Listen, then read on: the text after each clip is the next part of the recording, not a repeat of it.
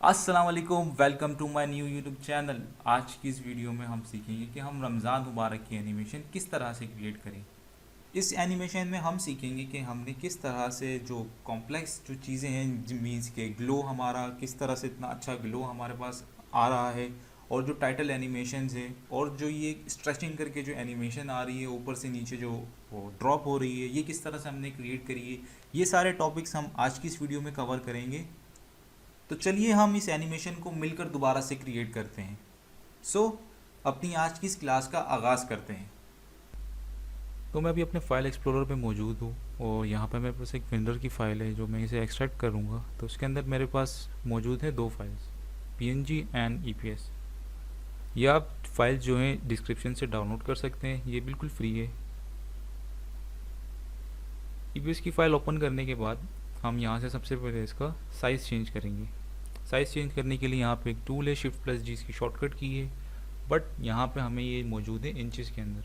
हमें कन्वर्ट करना है इसे यूनिट्स में। तो यहाँ पे हम एडिट्स में जाएंगे एंड देन एडिट्स में जाने के बाद प्रेफरेंसेस में यूनिट्स।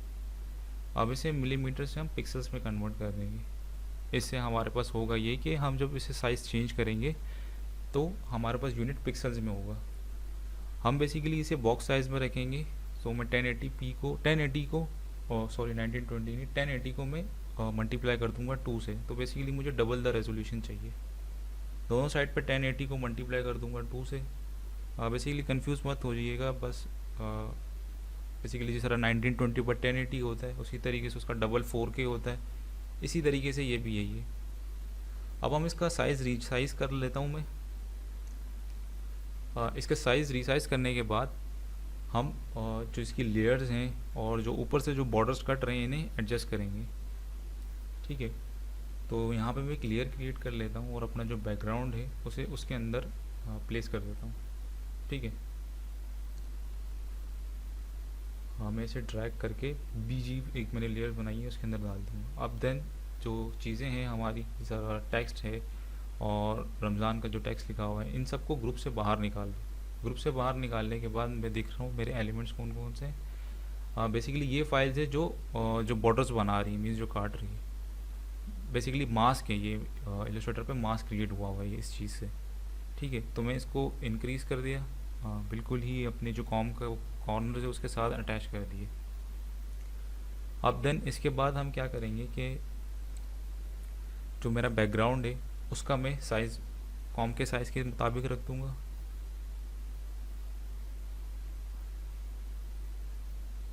अच्छा, और इसके बाद जो हमारा जो पैटर्न है इसका मैं जो ग्रेडियंट सा कलर है उसे मैं फ़िक्स कर देता हूँ। सबसे पहले उसे फ़िक्स करने के लिए बड़ा ही सिंपल है, कलर्स पे एक बार क्लिक कर देता हूँ, स्विच एंड देन इसको हाइड कर देता हूँ।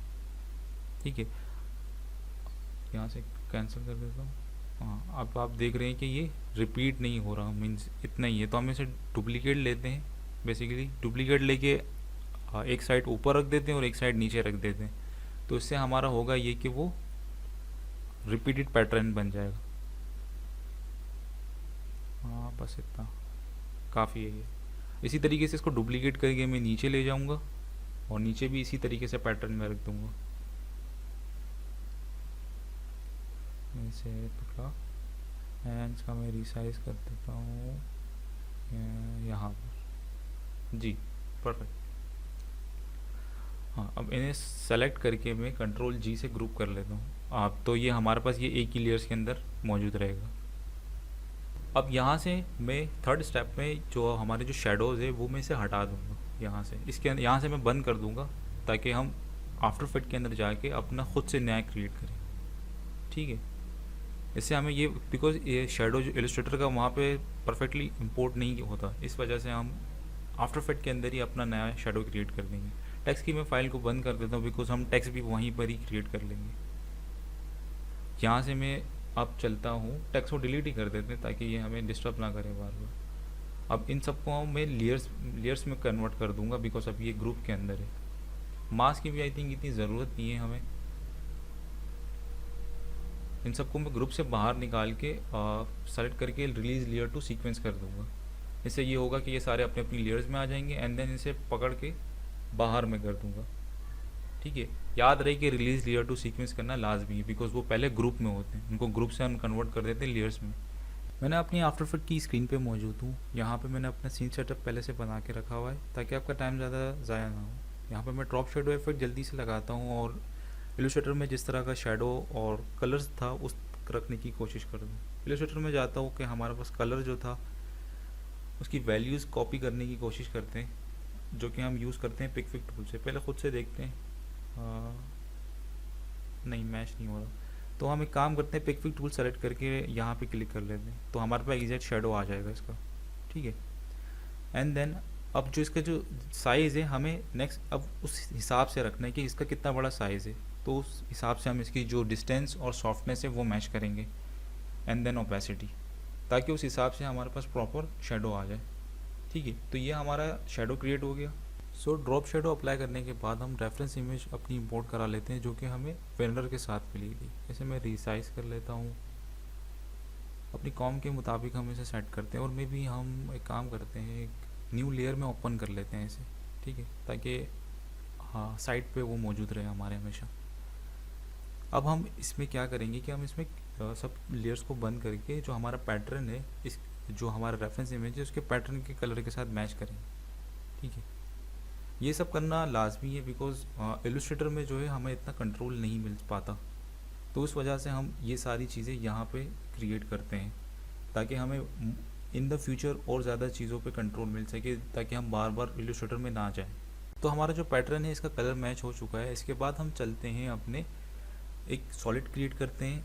सॉलिड क्रिएट करने के बाद जो हमारे नीचे जो हम रेफरेंस इमेज में देख रहे हैं, जो हल्का हल्का फेड आउट हो रहा है हमारा पैटर्न, उसको क्रिएट करने के लिए सॉलिड के ऊपर हम उसी कलर का सॉलिड लेना लाजमी है। एंड देन उसका जो है शेप क्रिएट कर लेते हैं एलिप्स से।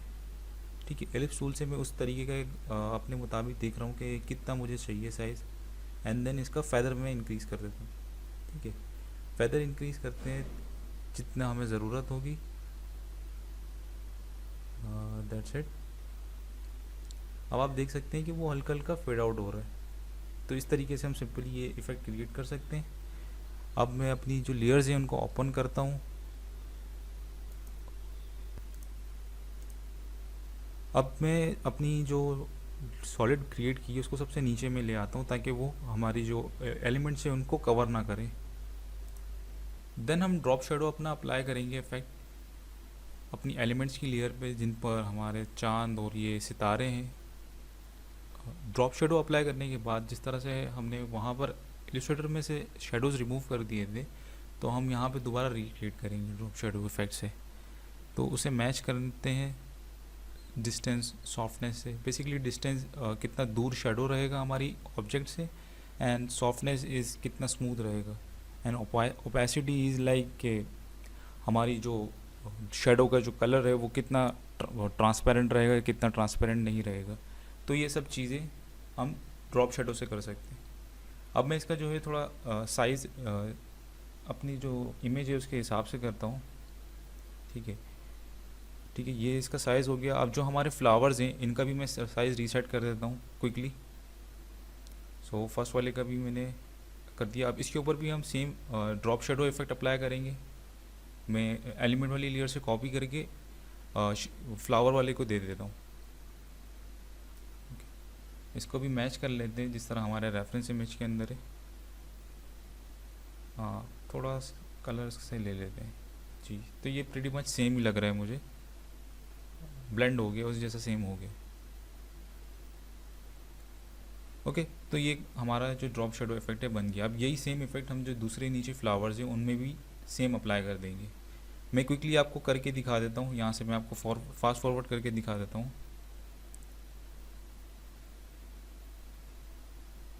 अब मैं इसके ऊपर मास्क बना रहा हूँ बेसिकली, ताकि उतने हिस्से में रहे, लेयर सेलेक्ट कर सकें हम। That's it. अब जो हमारी जो एलिमेंट्स की लेयर्स है उसके ऊपर हम एक ड्रॉ करेंगे मास्क का शेप। बेसिकली हर एक जो स्टार्स हैं, मून है, उनके लिए अलग अलग शेप्स ड्रॉ करेंगे, ताकि हम इसे डुप्लीकेट करके सबको अलग अलग अपनी लेयर्स के अंदर रखें, ताकि हमें एनिमेट करने में फ़र्दर आसानी रहे। तो मैं इन सबको मास्क कर रहा हूँ, एंड देन बाद में इसे डिलीट कर दूँगा, और मतलब मास्क को डिलीट कर दूँगा, डुप्लीकेट करूँगा। सबसे पहले मैं भी आपको शो करता हूँ। डुप्लीकेट मैंने इसका लिया अभी, कंट्रोल डी, एंड देन मैं जो मुझे नहीं चाहिए मास उनको मैं डिलीट कर दूंगा, तो सिर्फ एक ही मास रहने दूंगा। इसी तरीके से मास 2 मैंने रखा, इसमें मास 3, इसमें मास 4 एंड इसमें मास 5, सो ऑन। ठीक है, एंड देन हमारे पास आप देख रहे हैं कि सारे अलग अलग लेयर्स के अंदर मौजूद हैं। एंड देन मैं इन सबको सेलेक्ट करके नन से ऐड मोड पे कर दूंगा। इससे हमारे पास एक के अंदर एक ही शो होने लग जाएंगे। ठीक है, अब हम क्या करेंगे कि इन जितनी भी लेयर्स हैं हमारी उसकी नेमिंग करेंगे, because naming is very important, ताकि हमें याद रहे। तो मैं एलिमेंट 1, एलिमेंट 2 और एलिमेंट 3 करके इस तरह से सो ऑन नाम देता जाऊँगा। मैं क्विकली नाम दे देता हूँ इन सबको, एंड देन मैं इसके बाद क्या करूँगा, इसे प्री कंपोज कर लूँगा। प्री कंपोज आप राइट क्लिक करके प्री कंपोज सिंपली कर सकते हैं। इसके बाद मैं थोड़ी सी अपनी क्लीनिंग कर लेता हूँ, अपनी जो कॉम्स बनाई हुई है अरेंज कर लूँ फाइल्स को। नेमिंग्स वगैरह मैं दे रहा हूँ, आप भी याद रहिएगा कि नेमिंग्स देना अच्छा रहता है, ताकि आप फर्दर प्रोजेक्ट में काम करें तो आपको आसानी रहे, याद रहे अपनी चीज़ों के बारे में। प्री कंपोज करने के बाद जो हमारी जो एलिमेंट की लेयर है, जो लैम्प है ये, इसका मैं कॉम का साइज़ चेंज करूँगा, बिकॉज अभी कॉम का साइज़ बहुत बड़ा है और काफ़ी अननेसेसरी हमारे पास स्पेस है। तो आप देख सकते हैं कि फुल के बराबर में एक ऑप्शन है जो कि ब्लू हाईलाइटेड है, तो आप इसको सेलेक्ट करके एक रेक्टेंगल क्रिएट कीजिएगा, एंड देन आप composition and crop comp to region of interest पे क्लिक करेंगे तो आपका जो कॉम है वो क्रॉप हो जाएगी। ठीक है, और जो कॉम का साइज़ है उस हिसाब से आ जाएगा जिस तरह का आपने बॉक्स का साइज़ बनाया हुआ होगा। अब मैं यहाँ से इसकी हाइट बढ़ा देता हूँ। ठीक है, और जो हम इसे और नीचे ले जाके इसका जो मास है मैं इसे ऊपर कर देता हूँ, ताकि जो हमारे पास जो रॉक का जो है इमेज वो थोड़ी बड़ी दिखे। ओके, थोड़ा सा मैं इसे एडजस्ट कर देता हूँ। ठीक है, ये हमारा एडजस्ट हो गया। अब मैं आपको एक चीज़ दिखाता हूँ कि अब मैंने इसे साइड पे किया, अब मैं बाहर जाके देखता हूँ। अब देख रहे हैं यहाँ पे ये कट रहा है, बिकॉज हमें इसे एनिमेट और रोटेट वगैरह भी करना होगा। तो अगर मैं इसका जो ट्रांसपेरेंसी मोड है उस पर क्लिक करूँगा ना, तो आप देखिएगा कि वो जो कट रहा था अभी, अब वो कट नहीं रहा है। तो ये ट्रांसपेरेंसी इफेक्ट से हमें ये फ़ायदा हो जाएगा। ठीक है, तो हम इसे ऑन रखेंगे, ऑफ़ करेंगे तो ये आप देख सकते हैं कि दोबारा से कट रहा है। तो हम इसे अभी ऑन ही रखेंगे, और ऑन रख के ही हम इसके साथ काम करेंगे, ताकि हमें अभी हम जो इस पर आगे चल के एनिमेशन लगाएंगे तो उस पर हमें आसानी रहेगी। ठीक है, मैं इसे दोबारा से सेंटर में कर देता हूँ क्विकली से। I think that's enough. हाँ, इसे और थोड़ा सा नीचे कर देता हूँ और इसकी दोबारा से मास्क को ऊपर कर देता हूँ, बिकॉज हमारे पास ऊपर स्पेस थी तो इसलिए वो आ गई। मास्क को मैंने लॉक कर दिया ताकि हम अभी मास्क का इतना काम नहीं है। देन मैं इसके ऊपर जो इसका आप देख रहे हैं कि जो एंकर पॉइंट है ना, मैंने इसको टॉप पे रखा है। ये टॉप पे रखना इसका लाजमी है, वरना जो अभी हम आगे एनिमेशन क्रिएट करेंगे वो ठीक से बनेगी नहीं। अब मैंने एनिमेशन पे की फ्रेम लगाया स्केल पोजीशन पे, और ऑल्ट शिफ्ट प्रेस करके नेक्स्ट एरो पे क्लिक किया। ठीक है, एंड देन इसको 0 स्टार्टिंग में रख दिए ताकि हमारे पास 0 से 200 पे जाए। अब मैं इसके ऊपर एक एक्सप्रेशन लगाऊंगा, ये मैंने आपको डिस्क्रिप्शन में प्रोवाइड की हुई होगी, आप वहाँ से कॉपी कर सकते हैं। मैं इसे यहाँ पे पेस्ट कर देता हूँ। तो अभी जो हमें अपने पास आपको जो रिप्लेस करना होगा ना, वो इफेक्ट से लेकर ये जो स्लाइडर तक लिखा हुआ है वहाँ तक आपको जो दूसरी लाइन में वो रिप्लेस करना होगा। ये शुरू की 3 लाइनों में एम्पलीट्यूड फ्रीक्वेंसी, जो कि हमें स्लाइडर बनाएंगे उसके साथ करना होगा। ठीक है, तो स्लाइडर में क्रिएट कर रहा हूँ क्विकली से, एम्पलीट्यूड फ्रीक्वेंसी और डीके का। आप इफेक्ट्स में जाके ये स्लाइडर आप ला सकते हैं अपने पास से। ठीक है,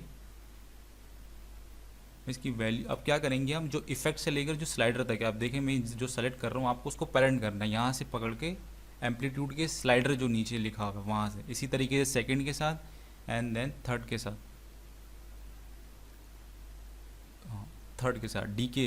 ठीक है, तो जिसके साथ जो नाम लिखा हुआ है आपको मेक श्योर उसी के साथ करना है। अब आप देख रहे हैं कि जो एनिमेशन है बहुत ख़राब हो गई मेरी, उसे फिक्स करने के लिए जो एम्पलीट्यूड है मैं उसे वैल्यू थोड़ी कम दूंगा, पॉइंट में वैल्यू दूंगा, मे बी अराउंड 0.5, 0.05। देख रहे हैं अभी थोड़ी ठीक रही है, 0.05 में इसकी एम्पलीट्यूड दिया हुआ है। अब फ्रीक्वेंसी को भी चले गया Windows effects and preset, Windows effects controls. ठीक है, अब हम इसी तरीके से दूसरी वैल्यूज़ को भी एडजस्ट करेंगे। इसको स्लाइड एम्पलीट्यूड को दे देता हूँ मैं 0.03 and frequency is 1.5 and then 1। ठीक है, अब हम इसे चेक करते हैं। तो आप देख रहे हैं कि ये किस तरह से अभी बिल्कुल स्मूथ हुआ है अभी थोड़ा। वैसे हम बाद में चल के और थोड़ा अच्छा कर देंगे, थोड़ा सा बस वैल्यूज़ देखेंगे कहाँ पे हमें ठीक लग रही है या नहीं। अब ये देख रहे हैं हल्का हल्का एंड में जाके ना ख़त्म हो रही है, ये एंड में जाके ये फिर ख़त्म हो जाएगी एनिमेशन। इस एक्सप्रेशन से हमें ये फ़ायदा होगा। ठीक है, डी के आई थिंक 3 रख देते हैं थोड़ा, ताकि इसका स्टे जो है थोड़ा कम हो जाए। I think 1.2 yes. Make sure कि आप इसमें क्या कहना चाहिए, आप इस पर ईज भी कर सकते हैं अपनी की फ्रेम्स को। इसी तरीके से हम रोटेशन पे चलते हैं। ठीक है, बिकॉज हमें इसे स्विंग भी करवाना है, तो रोटेशन पे मैंने एक की फ्रेम लगाया। ठीक है, एंड देन मैं कुछ फ्रेम्स आगे गया और मैंने इसे -8 या -5 तक कर देंगे हम। ठीक है, अब स्टार्टिंग वाले को भी इसी तरीके से करेंगे, एक को माइनस में रखेंगे, एक को प्लस में। ठीक है, तो ये हमारे पास आप देख रहे हैं रोटेट हो रही है। अब ये कंटिन्यूस नहीं है, या तो आप ये कर सकते हैं कि डुप्लीकेट कर करके करते रहें, या तो हम एक एक्सप्रेशन लगा दें जो कि होगी लूपेबल ड्यूरेशन। ओके, तो लूपेबल ड्यूरेशन बेसिकली क्या करेगी कि ये लूप करती रहेगी हमें। आई थिंक एक्सप्रेशन हमारी रॉन्ग है। लूपेबल ड्यूरेशन पिंग पोंग करके नाम से एक्सप्रेशन है। ठीक है, तो अब आप देखेंगे कि ये अब कंटिन्यूस चलती रहेगी, इनफाइनाइट टाइम तक ये चलती रहेगी। ठीक है, अभी आप देख रहे हैं इतनी स्मूथ नहीं हो रही है रोटेट। तो स्मूथ करने के लिए आप इसे F9 प्रेस कर दें या ईज कर दें, तो ये आप देखेंगे कि ये थोड़ी स्मूथ हो गई है। अच्छा, शुरू में ये लास्ट में ये 0 है, तो हम इसको लास्ट में भी -8 कर देंगे, तो अब ये शुरू हो गई। इसी तरीके से बिल्कुल रोटेट करती रहेगी, जिस तरह घड़ी की जो वो क्या कहना चाहिए, जो सुई करती रहती है। ठीक है, तो ये हमारी हो गई है। आई थिंक के -8 नहीं -5 तक कर देते हैं दोनों को, एक को -5 और एक को +5, तो रोटेशन हमारी थोड़ी कम हो गई है। देन अब हम अपने क्या कहते हैं कि स्लाइडर को थोड़ा और चेक करते हैं कि कहाँ पे वैल्यू हमें अच्छी लग रही है। तो 0.02 एंड 1.10 फ्रीक्वेंसी और एम्पलीट्यूड, तो ये आई थिंक ठीक ही लग रही है। चलें, अब यही चीज़ हम नेक्स्ट वाले पे भी अप्लाई कर देंगे। इसको भी हम प्री कंपोज कर लेते हैं, जिस तरह हमने सेम इस पे किया था। सारी चीज़ें हम कॉपी पेस्ट भी कर सकते हैं, जो नेक्स्ट वाला जो लैंप है उसके अंदर। इसे एक बार चेक कर लेते हैं। जी, मैं इसे प्री कंपोज कर लेता हूँ। इसे हम नाम दे देते हैं एलिमेंट 4 ही नाम रहेगा इसका भी। इसके अंदर चलते हैं हम। ठीक है, तो स्लाइडर्स वगैरह आई थिंक कॉपी करके ले आते हैं। सबसे पहले मैं इसका क्विकली से कंपोजिशन वगैरह सेट कर लूँ। ठीक है, ताकि एक्शंस को बार बार मैं रिपीट नहीं करूँ, क्योंकि वही पिछला वाला काम मैं यहीं पर आगे करूँगा। ठीक है, तो मैंने ये क्विकली से सारी चीज़ें इसमें लगा दी। अब मैं इसमें पोजीशन लगा रहा हूँ, बिकॉज ऊपर से हमारी जो है ना वो कट रही थी, तो पोजीशन लगा के मैंने इसको थोड़ा सा सेट कर दिया। मीन्स शुरू में थोड़ा ऊपर रहेगा, फिर देन इसके बाद जो लास्ट में जो की फ्रेम है वो अपनी जो उसकी ओरिजिनल पोजीशन थी ये वहीं पर ही आ जाएगा हमारा जो लैंप। अब इसके बाद हम अपने जो स्टार्स हैं इसकी तरफ चलते हैं। इनमें भी यही सारे जो एक्शन है रिपीट होंगे। प्री कंपोज कर लेते हैं एलिमेंट 2। देख रहे हैं, हाँ मैंने क्विकली से सब पे अप्लाई कर दी है ये सारी चीज़ें। जो मून है हम इसको बाद में देखेंगे। आई थिंक इसको पेरेंट कर देंगे, जो हमारा ऊपर वाला स्टार है एंड में देखते हैं इसके साथ हम क्या कर सकते हैं और अच्छे से। बट फ़िलहाल के लिए मुझे अभी अच्छा लग रहा है। हम क्या कर सकते हैं, थोड़ी चीज़ें ना ऑफसेट कर देते हैं कि बिकॉज सारे एक ही साथ चल रहे हैं ना, तो थोड़ा सा ऑफसेट हो जाएगा तो ठीक रहेगा। आप देख रहे हैं कि जो स्टार है वो थोड़ा सा ऑफसेट है।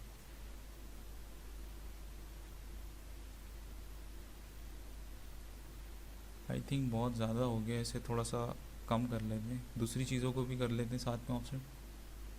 ठीक है, तो जो लैंप है वो भी ऑफसेट हो गई है हमारी।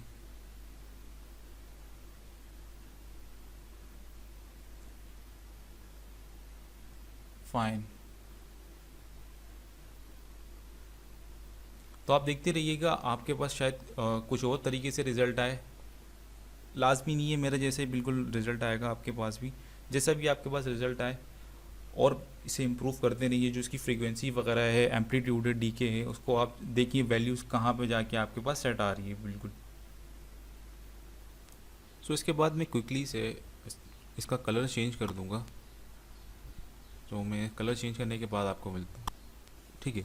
तो मैंने इसका क्विकली से कलर चेंज कर दिया ब्लू में, ठीक है। इतना कोई मुश्किल है नहीं, आप कोई भी कलर दे सकते हैं। अब मैं यहाँ पर एक रमज़ान मुबारक का टेक्स्ट क्रिएट किया है और मैं इसे अपने हिसाब से सेंटर में कर दिया है, चांद और उसके दरमियान में। देन आपको ये इमेज डाउनलोड करनी है फ्री पिक से, ठीक है। ये बिल्कुल फ्री है। इसे डाउनलोड करने के बाद आप अपने आफ्टर इफेक्ट में इंपोर्ट करवाइएगा। इसका काम ये होगा कि हम इससे रिफ्लेक्शंस क्रिएट करेंगे, जो टेक्स्ट के ऊपर हमारी रिफ्लेक्शंस आ रही थी, जिस तरह से आपने मेरी एनिमेशन देखी होगी उसके अंदर जिस तरह आ रही थी, हम उसी तरीके से दोबारा रिक्रिएट करेंगे। सो मैंने इन दोनों को प्री कंपोज कर लिया, और जो हमारी इमेज है जिसको हम रिफ्लेक्शन के तौर पे यूज़ करेंगे, उसको मैं बिल्कुल जो टेक्स्ट के बॉर्डर्स है वहाँ तक ही रखूँगा, इससे ज़्यादा नहीं रखूँगा। एंड देन जो हमारी इमेज है उसे प्री कंपोज कर लूँगा। अब देख रहे हैं ये फुल रेजोल्यूशन में प्री कंपोज हो चुकी है। एंड देन मैं कर्व्स लगा के थोड़ी सी ना इसकी ब्राइटनेस बढ़ा दूँगा ताकि और विजिबल रहे हमें। एंड देन मोशन टाइल से इसे एनिमेट कर दूँगा, ठीक है। मोशन टाइल बेसिकली क्या करता है, इसी इमेज को रिपीट कर देगा, और हम इसे जब मिरर एजेस कर देंगे, मिरर एजेस जब बढ़ाएंगे तो इसके जो एजेस हैं ना वो दिखेंगे नहीं हमें, मिरर एजेस। एंड देन जो फेजेस हैं इसे बढ़ा दीजिएगा ताकि ये ब्लेंड रह जाए इसकी एजेस, वरना उससे पहले है ना आपके पास कटती हुई दिखेगी वो इमेजेस। इस पर मैं की फ्रेम्स लगा देता हूँ ताकि ये एनिमेट भी होते रहे, ठीक है। आप जिस तरह देख रहे हैं कि ये एक आराम से जा ही रही है सिंपली। अब हम चलते हैं अपने टेक्स्ट की तरफ, इससे हम अल्फ़ामेट करवा देंगे। अब देख रहे हैं कि ये रिफ्लेक्शंस आ रही है। अब ये देखिएगा ये मूव होगी तो हमें ऐसा लगेगा कि ये रिफ्लेक्शंस आ रही है इस टेक्स्ट के ऊपर। तो ये छोटी सी ट्रिक थी रिफ्लेक्शंस क्रिएट करने की। देन अभी हम अपने चलते हैं प्रोजेक्ट्स की तरफ, मेन कंपोजिशन की तरफ। तो ये अब सेंटर से अलाइन नहीं है, इसको मैं दोबारा से रख देता हूँ सेंटर की तरफ, ठीक है। अब हम चलते हैं इसकी टेक्स्ट की एनिमेशन की तरफ। अभी आप देख रहे हैं कि रिफ्लेक्शन किस तरह की क्रिएट हो रही है। अब और अच्छी लगेगी जब इस पर हम टेक्स्ट की एनिमेशन कर देंगे। टेक्स्ट की एनिमेशन करना स्टार्ट करते हैं। इसको एक काम करते हैं, सबसे पहले अल्फ़ामेट से हटा देते हैं और ओपन कर देते हैं इसको, ताकि रिफ्लेक्शन अभी शो नहीं हो। अब मैं जाके ना इसके एनिमेट प्रॉपर्टीज़ में जाके एक रेंज सेलेक्टर ले लेता हूँ, ठीक है। रेंज सेलेक्टर से बेसिकली हम एनिमेशन क्रिएट करेंगे, ठीक है। तो इसमें काफ़ी सारे ऑप्शन हैं। हम सबसे पहले चलते हैं और में ऐड करते हैं ब्लर को, and then I think scale भी हमें ज़रूरत पड़ेगी, और आई थिंक पोजीशन की ज़रूरत नहीं है हमें। अब हम क्रिएट और डाल देते हैं कि आई थिंक और दूसरा चाहिए था ओपेसिटी। तो अब हम ओपेसिटी को ज़ीरो रखेंगे। ज़ीरो इसलिए रखेंगे ताकि जो हमारी एनिमेशन है स्टार्टिंग में उसकी opacity zero and then increase हो। एंड देन यहाँ पर हम एंड सेलेक्टर, इसका काम ये होगा कि वो 1 बाय 1 लेटर्स को हमारे पास रिवील करवाएगा। एंड देन हमारे पास आ जाता है स्केल हम इसका हाई वैल्यू रखेंगे 200 से ऊपर ही, ताकि ये शुरू में स्केल हो के फिर देन अपनी ओरिजिनल जगह पर आए मीन्स। एंड देन यहाँ से हम इसे index, ramp down, and then ease low को 100% एंड देन रैंडम को ऑन कर देंगे। रेंज सेलेक्टर में जाकर हम जो इसकी एंड वैल्यू है उसको इंक्रीज़ करेंगे 18 तक। एंड देन ऑफसेट पे हम की फ्रेम्स अप्लाई कर देंगे ताकि ये एनिमेशन हमारी दिखे। अब हम एडवांस ऑप्शन में चलते हैं, उसकी सेटिंग्स को देखते हैं। रैंडमाइज ऑर्डर को हमने जब ऑन रखा है, जब मैं इसे ऑफ़ करता हूँ आप देख रहे हैं कि वो जो रैंडम वर्ड्स आ रहे थे अब वो नहीं आएंगे। ऑन रखने से रैंडम वर्ड्स आएंगे। देन कैरेक्टर्स को कैरेक्टर्स में रखना है, बिकॉज कैरेक्टर से ये होगा कि वो एक एक कैरेक्टर्स आएंगे। एंड देन स्क्वायर अगर मैं इसको कर देता हूँ तो आप देख रहे हैं बिल्कुल स्मूथ नहीं आ रहे, रैम्प डाउन से आ रहे हैं, स्मूथ एनिमेशन प्ले हो रही है हमारी। तो रैम्प डाउन रखना इसलिए लाजमी है। अब और जो एंड सेलेक्टर है, एंड सेलेक्टर को हम जितना दूर रखेंगे ना वो एक तो स्लो भी हो जाएगा और क्या कहना चाहिए और ब्लर होके आएगा, बिकॉज वो एक समझ ले जी ऑफसेट में चले जाता है। सो व्यूअर्स, आज के लिए इतना ही। ये हमारा फर्स्ट पार्ट था। अब मैं आपसे मिलूंगा सेकंड पार्ट में, जहाँ पर हम जितनी भी चीजें रहती है वो उसमें कवर करेंगे, फाइनल कंपोजिटिंग करेंगे। अगर आपके पास कोई भी सवाल हो इस वीडियो के रिलेटेड तो आप मुझसे कमेंट्स में जाके पूछ सकते हैं। फिलहाल के लिए इतना ही, मिलते हैं अगली वीडियो में। अपना बहुत सारा ख्याल रखिएगा। अल्लाह हाफिज।